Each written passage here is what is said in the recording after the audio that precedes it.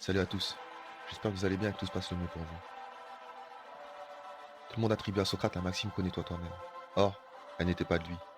C'était une devise inscrite à l'entrée du temple d'Apollon à Delphes. Cela induit que la connaissance des choses qui nous entourent passe par une connaissance préalable de soi. Enfin, ça c'est la traduction que j'ai considérée comme étant la plus conforme à ma manière de penser. Cela a donné lieu à plusieurs interprétations et à plusieurs versions réactualisées, comme par exemple, connais-toi toi-même et tu connaîtras l'univers et les dieux. Cela appelle quiconque à partir en quête de connaissances supérieures à travers l'introspection, l'humilité ou la tempérance. En bref, je te parle de gnose. G-N-O-S-E. C'est-à-dire la connaissance de soi pouvant aboutir à une révélation intérieure et suite à cela, à une connaissance des choses immanentes et surtout transcendantales, voire même le salut. Voilà, on part de Socrate pour arriver à Cockney Williams. Waouh, à moi quoi. Quel boulard. La raison, c'est la gnose qui m'a permis de m'affirmer face à l'autre. L'autre, c'est qui? Mais vous le connaissez tous. Moi, c'est comme ça que je l'appelle. Certains l'appellent leur pardon, d'autres leur démon, Bunshin, Shaitan, Alter Ego, côté obscur, mon chat, comme dirait Maxon, ou je sais pas quoi d'autre. D'autres leur donnent des prénoms ou les symbolisent sous la forme d'un être humain ou d'une créature malveillante. Mais on l'a tous en. Et ce depuis toujours. Il suit chacun de nos faits et gestes.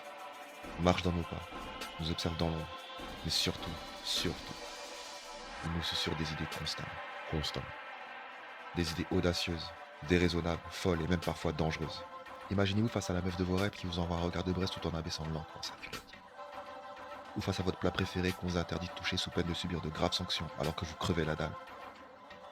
Notre démon face à notre personnalité et sa voix est omniprésent en nous. Du moindre petit mensonge à la pire des trahisons, c'est lui.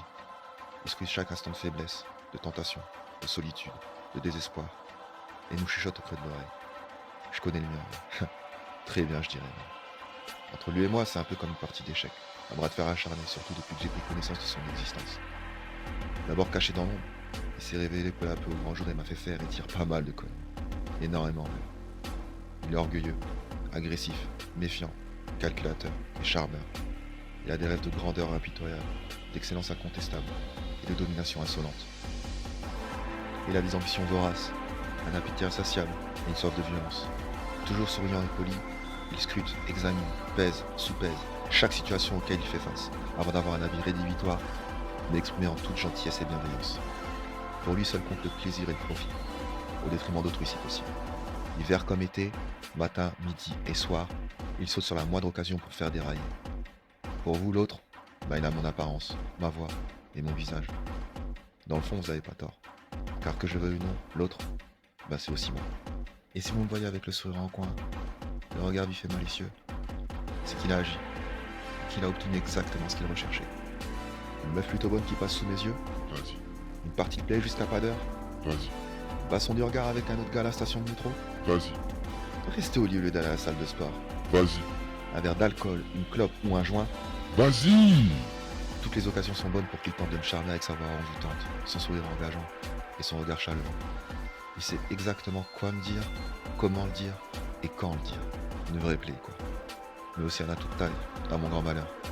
Mes valeurs sont ancrées dans l'effort, la loyauté et la discipline. Les siennes sont tournées vers la facilité, la fourberie et la distraction. Parfois j'ai cédé. Souvent je dirais, ça m'est arrivé. Notamment durant ma jeunesse, j'ignorais tout l'ascendant que mon démon avait sur moi.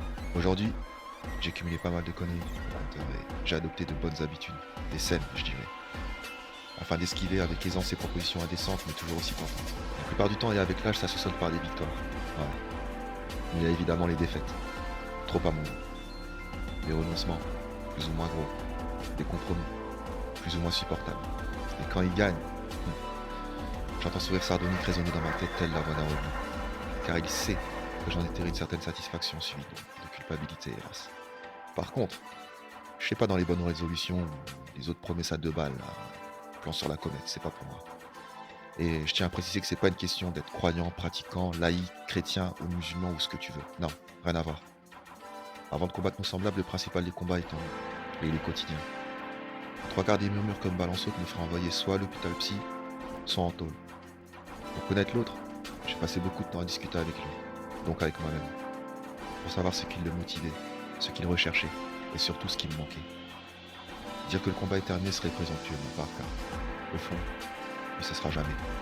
La connaissance et le contrôle de mes émotions que j'ai aiguisés au fur et à mesure des années ne sont que de simples remparts que l'autre s'évertue à attaquer constamment, à miner, à saper, afin de prendre les commandes. D'autant que l'époque dans laquelle nous vivons est érigée à sa gloire, et dans la mesure où je ne vis pas en ermite, cela m'affecte aussi, et pas qu'un peu, que je veuille ou non. En tout cas, pour le plus grand plaisir de mon démon, l'époque, la société dans laquelle nous vivons, ont fait de nous les esclaves de nos propres désirs. Se haïr les uns les autres, se comparer toujours aux autres, être dans la compétition permanente avec les autres, tout le monde souhaite accéder à la plus haute démarche, à la plus haute des distinctions, aspire à plus ou à mieux, ou deux. Et c'est exactement ça qui motive nos démons intérieurs, carburant qui les rend davantage séduisants et davantage efficients. Toutes les formes extérieures de nos déviations prennent toujours racine en premier lieu à l'intérieur de nous. C'est le combat intérieur auquel nous devons tous faire face car il n'y a pas de récompense sans effort, ni d'âme sans profondeur. Et pour conclure, je citerai le fameux et illustre Sigmund Freud. Le diable est encore le meilleur subterfuge pour disculper Dieu. Pour nous disculper, je dirais plutôt. Je vous remercie pour votre temps et votre écoute. Et à très bientôt. Au revoir.